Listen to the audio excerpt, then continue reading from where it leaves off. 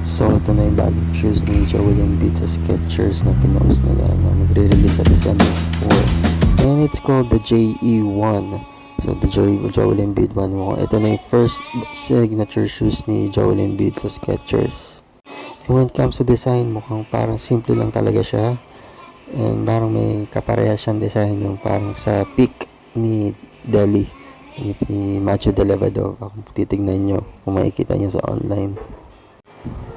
But for me, okay naman siya, simple lang. At nung nakita ko yung price niya sa Amazon, naka-pre-order siya is $104.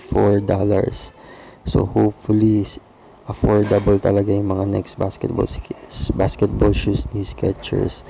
And this one, I think makaka-capture sila ng market kung mura talaga nila i-release. So, ito lang muna.